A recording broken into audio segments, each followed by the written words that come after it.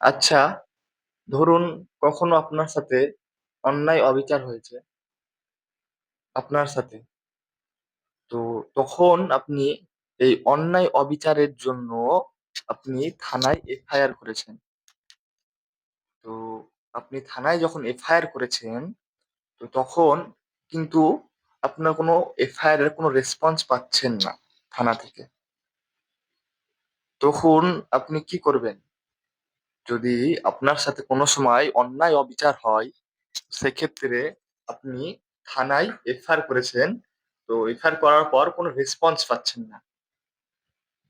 মানে আপনার সাথে যে অন্যায় অবিচারটা করেছে, সেটি কোনো পুলিশ অফিসার করেছে আপনার সাথে অন্যায় অবিচারটা, অথবা কোনো এক ব্যক্তি করেছে। ধরেন তিনি একটা মানে পলিটিক্যাল বান্দা, তার কোন সোর্স রয়েছে। তো সেক্ষেত্রে কিন্তু আপনি তার এগেইনস্টে এফআইআরটা করেছেন থানায়। তো কিন্তু সেই এফআইআর এর কোনো রেসপন্স পাচ্ছেন না আপনারা। তখন কি আপনি কি করবেন? আপনি হেরে গেলেন? নাকি? না, কখনোই আপনি হেরে যাননি। যদি আপনার সাথে এমনটা হয়, তখন আপনি কি করবেন? সরাসরি ওখানকার যে এসপি রয়েছে তাকে করবেন। তো আপনি যখন এসপি কেও করেছেন, তো সেক্ষেত্রে আপনি মাত্র 10টা দিন ওয়েট করবেন। 10টা দিন ওয়েট করার পরও দেখছেন যে আপনি কোন রকম রেসপন্স পাচ্ছেন না এসপির কাছ থেকেও, তখনও আপনি হেরে গেলেন? না, আপনি কোনোদিনই হারেননি। কানুন কা হাত বহুত লম্বি হোতা হ্যায়।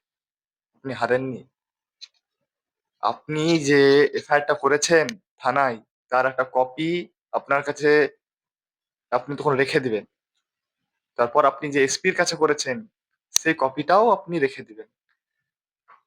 তো এই কপিগুলোকে নিয়ে গিয়ে আপনি সরাসরি কোর্টে যাবেন। কোর্ট কমপ্লেন করবেন তখন। আপনাকে কপিগুলো রাখার কারণ হচ্ছে যে আপনাকে তো কোর্টকে দেখাতে হবে। আপনি তো কোর্টে গিয়ে শুধু শুধু কমপ্লেন করতে পারবেন না।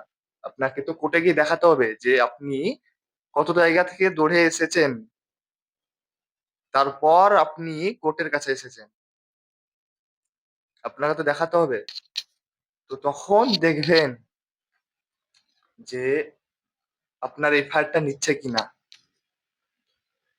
যদি আপনার সাথে এমনটা হয় যে আপনার সাথে কেউ অন্যায় অবিচার করেছে, সে কোনো পুলিশ অফিসার হোক বা সে কোনো পলিটিক্যাল মানে ব্যক্তি হোক, সে রাজনীতি করে, যে কোনো ব্যক্তি হোক না কেন,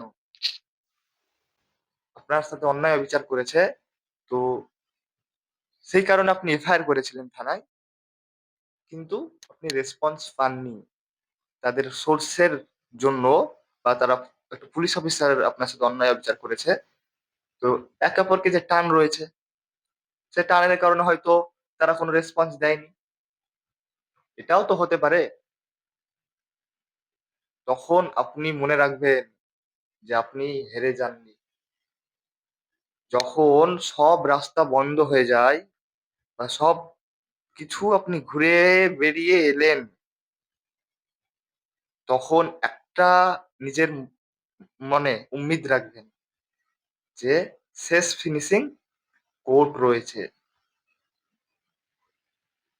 জাস্টিস, ন্যায় বিচারের জন্য কোর্ট রয়েছে। অবশ্যই কোর্ট রয়েছে আপনার এই অন্যায়ের পক্ষে ন্যায় বিচার দেওয়ার জন্য। আপনি কখনোই নিজেকে ভেঙে পড়বেন না যে আপনি হেরে গিয়েছেন।